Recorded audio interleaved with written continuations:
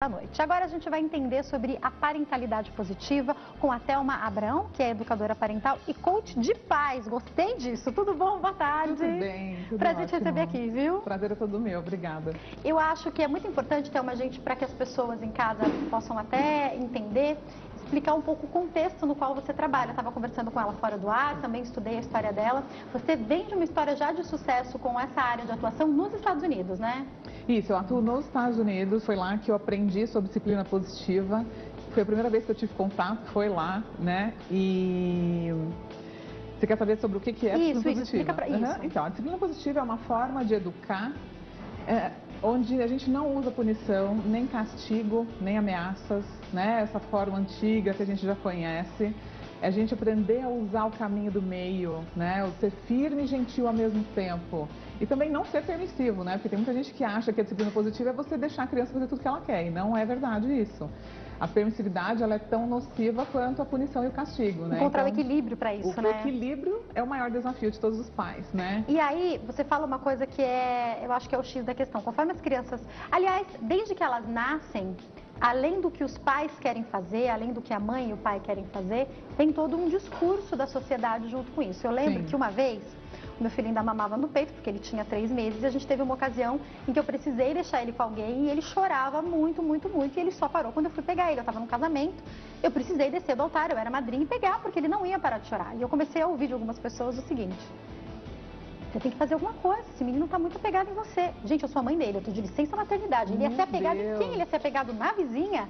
E aí eu queria, você não deixa chorar, você pega quando geme. Gente, eu pegava quando gemia, e se bobear, ele está com 1 ano e 5 meses, se ele geme, eu estou lá em cima. Ainda hoje eu sei que a gente tem que encontrar um equilíbrio, mas eu vejo algo que é antigo e que eu também vejo sendo reafirmado por algumas situações. Deixa chorar, não pega tanto no colo. Meu Deus do céu, é meu filho, se eu não pegar tanto no colo, qual que é o equilíbrio para isso, Thelma? Não, na verdade, isso são crenças limitantes muito erradas, de pessoas que, né, ouviram isso de alguém e repetem, sem saber o porquê. Nós somos mamíferos, né? O cérebro do mamífero é um cérebro de apego, de carinho, de afeto, de contato. E se você nega isso para um bebê, isso prejudica o desenvolvimento emocional dele, né? Você é a mãe, você é o primeiro amor, é o primeiro contato. 3 meses ele acabou de sair da sua barriga, ele precisa totalmente de você para tudo. Se ele não te encontra, ele morre. Né? Se ele não tem alguém para cuidar, até os 5 anos, o ser humano ele é totalmente dependente, né, da mãe. Nós somos os mamíferos que mais a gente demora para evoluir, né, para desenvolver essa parte da independência. Então, de jeito nenhum, né, nem você tem que pegar o tanto que for preciso. Não existe isso de vai ficar apegado. Ele vai desapegar. Quando ele fizer 1 ano e começar a andar, ele vai desapegar. 1 ano e meio, né? Então essa parte... Agora meu filho já fala, sai, quando ele não quer. Exatamente. Sai, eu falo, menino que sai, eu penso, sua mãe, você volta aqui para debaixo da minha saia, pega de volta. Exatamente. Então, assim, enquanto é neném, claro, o máximo de afeto que tiver, não existe isso, não vai prejudicar. E isso é importantíssimo na construção do ser, porque a gente está construindo uma pessoa, né? Com certeza. Eu falo muito disso, né, no curso que eu dou, que é na infância que a gente constrói a base do ser. Hoje em dia a gente vê tantas pessoas inseguras, mal resolvidas, até com patologias, né? Com tudo, depressão, né? A taxa alta de suicídio aumentou 200% nos últimos anos entre adolescentes, né? Pessoas que são adultas e não se encontram na vida, não sabem o que querem ser, não se dão bem em relação afetiva, tudo vem da infância, né? A gente sabe que a nossa personalidade é formada do 0 aos 12 anos e os nossos modelos de pai e de mãe é o que vai ficar dentro de nós, né, na nossa caminhada. Então, se toda vez que eu errava e meu pai me batia e me punia, eu vou ter medo de errar. Eu vou achar que, puxa, eu não posso tentar algo novo, porque se eu errar, eu vou ser castigado, né? Então as pessoas ficam paralisadas, com medo de ousar na vida. E, na verdade, na disciplina positiva, os erros são oportunidades de aprendizado. Vamos trazer exemplos para a gente poder entender como é que você orienta os pais a fazerem, até como coach de pais também? Entendendo, eu percebo que é cedo que eles começam a testar os nossos limites. Com 1 ano e pouquinho, eles já aprendem a linda manipulação, né? Eu lembro que, muitas vezes, quando o meu marido falava, filho, espera aqui um pouquinho que a gente vai esquentar comida. Ele já olhava para mim, porque ele sabe que ele me manipula mais fácil. Eu já tirava correndo, meu marido falava, a gente vai ter que encontrar um equilíbrio nisso. E a minha pergunta é, às vezes a gente precisa conter a criança em um lugar para que ela não se machuque, seja para ir no banheiro, seja para esquentar uma comida. Por outro lado, isso não pode ser associado a uma punição. Como é que a gente pode fazer isso no dia a dia? Olha, manipulação não é a palavra correta para essa Por idade, favor. tá? Uma criança até 5, 6 anos, ela não tem essa coisa, eu vou fazer isso. Pra Essa questão isso. do planejamento, o cérebro dela não tem essa capacidade. Mas ela faz associações? O que a criança faz, na verdade, ela percebe que o mau comportamento chama a atenção dos pais. Então, a minha mãe... Quando a criança não recebe a quantidade necessária de atenção positiva, que a gente precisa todos os dias, de atenção, de conexão, ela fica com essa carência, essa necessidade emocional não atendida. E ela começa a querer chamar sua atenção de uma forma negativa. E é isso que Aí os pode pais ser a não birra, entendem. pode ser o É a grito. birra, é o grito, aquele mimimi, aquele nhenhenhé, sabe? Aquela choradeira que você fala, meu Deus, não mereço, o que está acontecendo, né? Então, quando você passa a entender como que funciona o cérebro de uma criança, olhar para ela com o entendimento de que, na verdade, existe uma necessidade emocional não atendida que eu não estou enxergando qual é, você passa a ressignificar aquela birra. Por né? isso que eu ia perguntar, por trás de tudo que a gente encontra como birra que a criança faz, aí a gente pode separar isso em faixas etárias, mas sempre tem alguma coisa, alguma mensagem que a criança está passando? Sim, e pode ser inclusive uma frustração por receber um não, que faz parte do desenvolvimento. Mas se aquele não é não, se você está ciente de que aquele não que você tem que dar para o seu filho por segurança ou porque ele vai se machucar... Não vai subir nisso, não vai escalar não, isso? Não, ah, mas deu bis e jogou no chão, vou ter que falar sim, não, porque se você fica não, sim, você não está pondo limites, né? Que aí é a questão da permissividade, não é isso que é o certo, não. né? Você tem que entender o que está acontecendo. Quantos adultos ouvem um não e dão birras, não é? Imagina uma criança que não sabe E se ainda esse não é lidar para com segurança, isso. não é para voltar atrás desse não? Por Não. exemplo, a criança está escalando alguma coisa, você falou não, ela começou a fazer aquela birra. O que faz nessa hora? Nessa hora você tem que se manter calma. A maioria das mães, elas ficam birrentas junto com o filho. Ainda mais sem público, grita, né? fica com vergonha, sai correndo, sai andando e deixa o filho para trás. Nunca deixa o filho para trás. Porque isso é abandono. Então imagina você estar num momento de crise emocional, precisando que alguém te escute, essa pessoa sai andando e te deixa chorando sozinha. Como você se sentiria? Imagina uma criança, né? Minha mãe, eu preciso de você. Na verdade, a birra é quando o seu sistema emocional ele está em colapso. O racional não está funcionando. Então você tem que ficar calma para ajudar essa criança a se acalmar. Talvez até em silêncio. Dar um abraço, olha filha, mamãe está aqui, quando você se acalmar a gente conversa. Eu te amo, mas é não. Distrair a criança é uma boa opção para outra coisa? Ótima opção, tira o foco. Muitas vezes meus filhos estão nessa crise, né? Eu falo não, e eu falo, olha ali o passarinho, olha, né? Acabou, esqueceu. Ótima opção. Criança pequena dá super certo. Isso aí eu já usei muito. Lendo sobre isso, porque eu acho que aí, como você falou, a gente precisa encontrar um equilíbrio. E aí eu quero te fazer uma pergunta.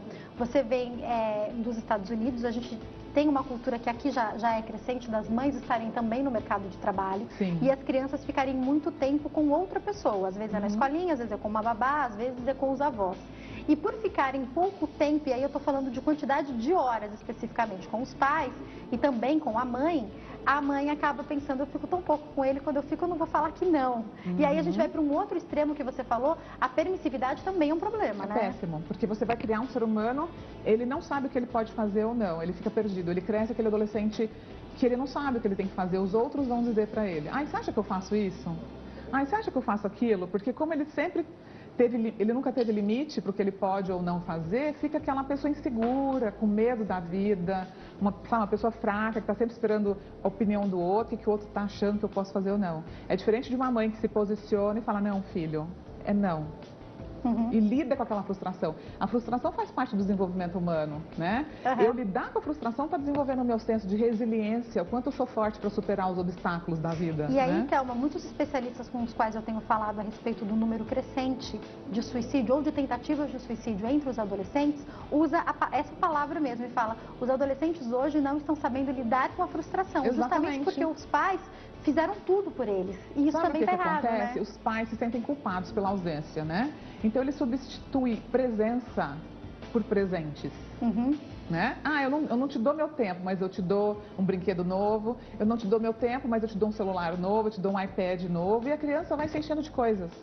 E, na verdade, a gente precisa de criar muita conexão com os filhos. É afeto, olho no olho, beijo, abraço. De preferência à noite, chegou em casa do trabalho, deixa o celular longe. Né? Porque hoje eu falo da pseudopresença, o pai está aqui, mas não está. Eu estou aqui no celular, meu filho me chamando, espera um pouquinho, né? Isso não é estar presente, né? Não é estar presente. Então... Eu vou para o intervalo, Thelma, eu vou te deixar uma pergunta exatamente sobre isso, que é o tempo de qualidade, porque Isso. muitos pais precisam estar trabalhando, as Exatamente. mulheres estão complementando renda com o marido, ou às vezes é ela que está mantendo a renda da casa, o marido está desempregado, é a situação que o Brasil vive hoje com pelo menos 3 milhões de desempregados, e aí a questão é, tudo bem os pais estarem fora trabalhando, mas como é que pode ser esse tempo de qualidade? E também para as mães que às vezes ficam o dia inteiro em casa, mas estão tão ocupadas com os afazeres da casa que também não estão presentes, não, né? Então, a gente vai falar, Vou maravilha. passar um pouco break daí, deixa as pessoas curiosas, daqui a pouco eu tô de volta, não sai daí. Agora a gente continua batendo papo sobre parentalidade positiva com a Thelma Abrão, educadora parental e coach de pais. Eu vou retomar a pergunta que eu fiz no bloco anterior, que é sobre o tempo de qualidade com os filhos, seja para a mãe e para os pais que trabalham fora e quando chegam tem poucas horas com os filhos, ou até mesmo para aqueles pais que estão em casa, mas ficam o dia inteiro tão ocupados com os outros afazeres, que também não dão atenção para a criança, né? É verdade, eu adorei essa pergunta, muito pertinente e é algo que às vezes os pais confundem, né? Então, assim, o que é tempo de qualidade? Tempo de qualidade é quando você está presente de fato, né? Igual eu falei, às vezes você está no celular, isso é uma pseudo-presença. Se você está vendo televisão e seu filho quer brincar com você, também não preenche, né? As crianças, elas precisam se sentir conectadas aos pais. E a conexão, ela tem que ser assim, de verdade. Então é o quê? Brincar junto, jogar um jogo, ir andar de bicicleta, sabe? Entrar no mundo da criança. Então, assim, não é, ai menino, para de brincar, para de pular, desce do sofá. Não, calma, ele é uma criança, né? Eu acho que é isso. A gente, em alguns momentos, depois eu digo que a gente... eu era uma mãe incrível, até me tornar mãe e ver na Exato, prática, porque você julga muito os outros pais, né? Eu me lembro o primeiro show que o Davi deu no shopping, ele só fez isso uma vez, e foi recentemente. E eu lembro que eu comecei a ver que ele se jogou no chão, que eu falei, gente, a mãe agora sou eu. Que vergonha, né? Eu falei, agora todo mundo me olhando, a mãe agora sou eu, o que eu faço com essa criança? Só que assim, apesar disso mexer um pouco, até com a nossa sanidade mental, a gente tem que lembrar sempre que ele é uma criança e ele não está fazendo isso para irritar a gente, o cérebro dele não está desenvolvido. Ele não sabe falar, mamãe, eu estou sentindo fome, eu estou cansado, eu estou com sono, né? Ele chora. E ele vai chorar até uns 2, 3 anos, que é quando ele vai começar a se expressar. E a mãe também tem que ensinar o filho a se expressar. Filho, você está chateado porque você está bravo, você está com raiva. Dá para já explicar isso para a criança com 2 anos? Dá. Qual que é a maneira correta, começa, então? Na verdade, quando a criança começa a sentir alguma angústia, vê que ela está chorando, você fala, filho, você está chateado porque você queria ir jogar bola, a mamãe não quis, agora você começa a explicar o que ela está sentindo, começa a dar nome a essas emoções, né? Isso vai gerando inteligência emocional. Porque ela vai crescendo, quando ela sentir uma angústia, ela vai entender, olha, isso aqui é uma angústia, eu estou assim por quê? Porque alguém me chateou, meu amigo brigou comigo. Quantos adultos crescem e não sabem o que estão sentindo?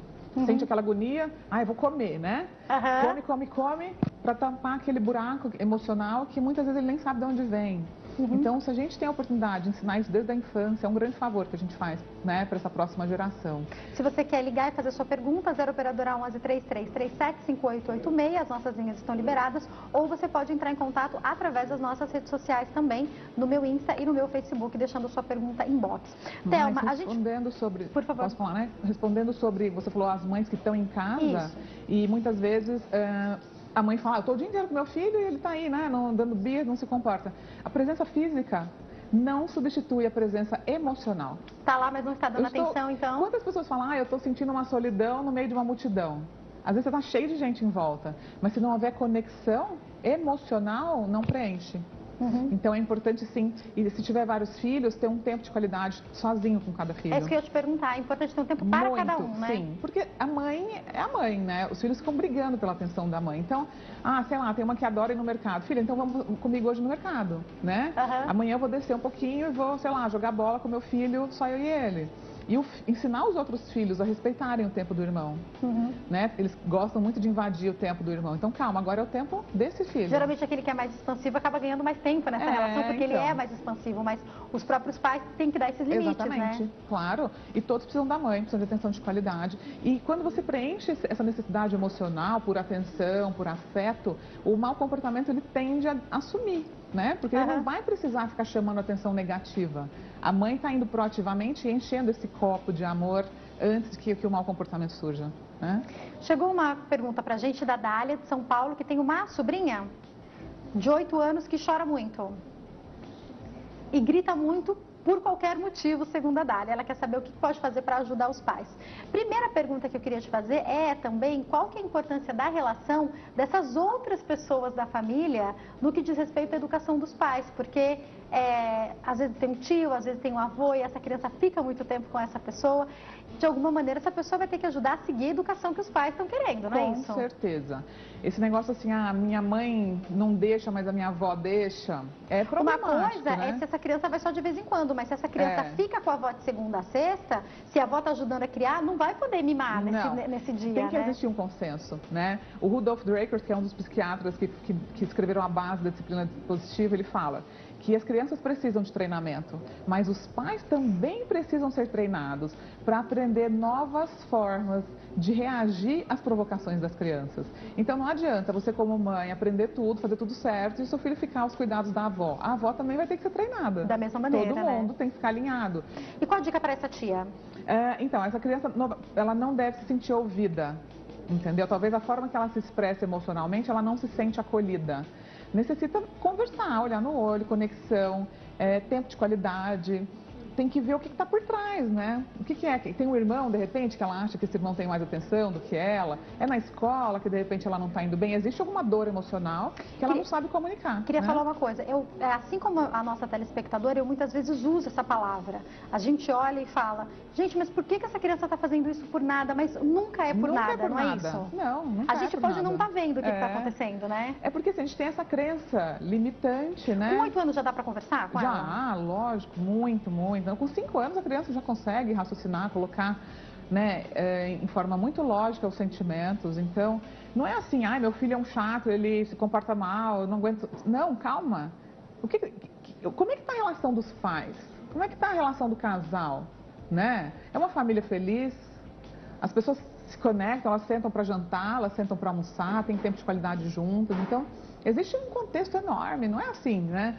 Minha filha está dando birra, ela não chora o tempo todo, mas e como é que tá a mãe? A mãe, ela está cumprindo realmente, emocionalmente, todo o papel que ela tem na vida dessa criança? Aliás, né? mito ou verdade? A mãe nervosa, eu acho que é muito da verdade. Quanto mais estressada a gente está, mais estressada a criança fica. É verdade, são os neurônios espelho.